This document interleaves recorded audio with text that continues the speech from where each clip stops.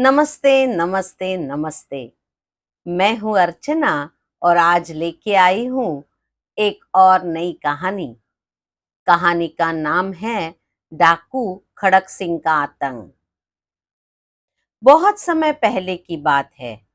एक बार खड़क सिंह नाम का एक डाकू अपने राज्य में लूट मार करके अपने घर जा रहा था।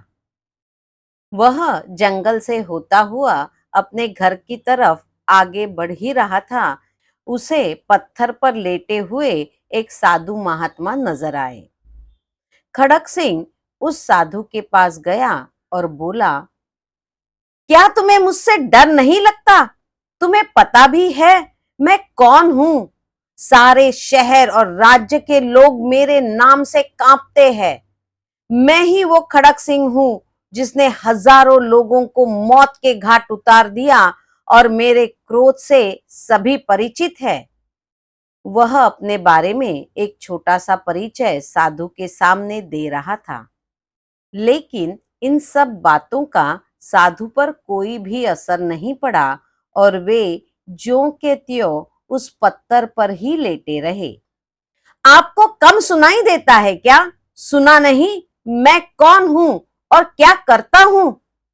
खड़क सिंह फिर से चिल्लाते हुए बोला। साधु ने कहा, तुम खून खराबा क्यों करते हो? ताकि मैं इस राज्य पर कब्जा कर सकूं और एक दिन मेरे आतंक से ये देश भी कांपे। डाकू खड़क सिंह बोला। फिर इससे क्या होगा? साधु ने पूछा। मेरे पास सभी सुख सुविधाएं होंगी। सब लोग मुझसे डरेंगे, मेरे आगे सिर झुकाएंगे। मेरे पास बड़े बड़े घर, नौकर, चाकर, संपत्ति, गहने और सभी आराम की चीजें होंगी। फिर इससे क्या होगा? साधु ने पुनः प्रश्न किया। ये सब करने के बाद मैं सुकून और शांति के साथ रहूंगा। खड़क सिंह, तुम इतना सब करने के बाद शांति और सुकून से रहोगे, लेकिन मैं तो अभी भी वैसे ही आराम से हूं। अभी भी मैं शांति और सुकून के साथ अपना जीवन यापन कर रहा हूं। साधु ने पत्थर पर लेटे लेटे ही उत्तर देते हुए कहा और दूसरी करवट लेकर सोने लगा। यह जवाब सुनकर डाकू खड़क सिंह सोच में पड़ गया।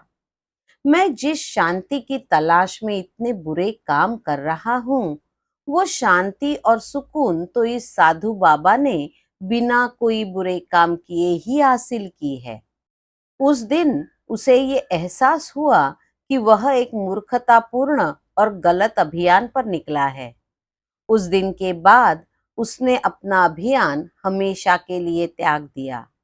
वह इस बात को अब समझ चुका था कि सुकून और आराम पाने के लिए उसका रास्ता कभी भी उचित नहीं था।